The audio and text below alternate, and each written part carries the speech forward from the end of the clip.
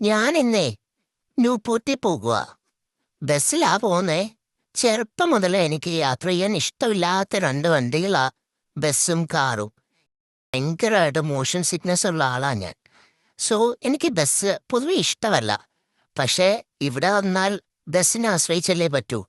ഞാൻ വന്നിട്ട് കുറച്ച് നാളായതുകൊണ്ടും എനിക്ക് ഡ്രൈവിംഗ് അറിയാത്തത് കൊണ്ടും ഇപ്പോൾ ഇതല്ലാതെ വേറെ ഓപ്ഷൻ ഇല്ല. ഞാൻ ഇന്ന് എൻ്റെ ഫസ്റ്റ് കസിനെ കാണാൻ പോവാണ്. 1ാം ക്ലാസ് മുതൽ ഒരുമിച്ച് പഠിച്ച എൻ്റെ ഫസ്റ്റ് കസിനെ.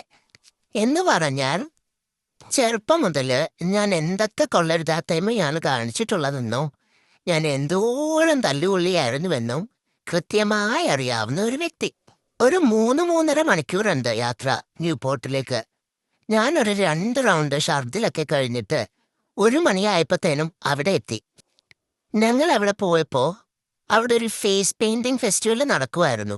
ഒരുപാട് കുഞ്ഞുങ്ങള് ഭയങ്കര എക്സൈറ്റഡ് ആയിട്ട് അവരുടെ ടേണിന് വേണ്ടിയിട്ട് വെയിറ്റ് ചെയ്ത് നിൽപ്പുണ്ടായിരുന്നു. ആ ടൈമിൽ കുറച്ചു നേരം അവിടെ വായും പൊളിച്ചു നോക്കി നിന്നു. പിന്നെ ഞങ്ങൾ നേരെ മന്തി കഴിക്കാൻ വേണ്ടിയിട്ട് പോയി.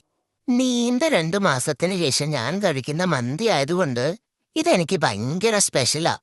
അതുകൊണ്ട് ഈ ഫോർക്കും സ്പൂണും വെച്ച് അതിന്റെ രസം കളയണ്ടെന്ന് എനിക്കും തോന്നി. ഞാൻ കൈയൊക്കെ വെച്ച് കുഴച്ചങ്ങ് കഴിച്ചു. ഇത് ലവനസ്, അനിയുടെ കൂടെ വർക്ക് ചെയ്യുന്ന കൊളീഗാണ്. നല്ല ഫുഡായിരുന്നു. പുറത്തേന്ന് അങ്ങനെ ഫുഡ് കഴിച്ച് ശീലമില്ലാത്ത ലവനസിനും ഭയങ്കരമായിട്ട് ഇഷ്ടപ്പെട്ടോട്ടോ ഫുഡ്.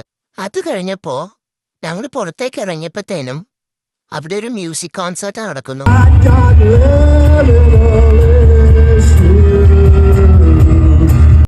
അത് കഴിഞ്ഞപ്പോ കുറച്ചു നേരം അങ്ങോട്ടും ഇങ്ങോട്ടും അറഞ്ഞു തിരിഞ്ഞ് നടന്നു, ഒരു ഭ്രാന്തനെ പോലെ.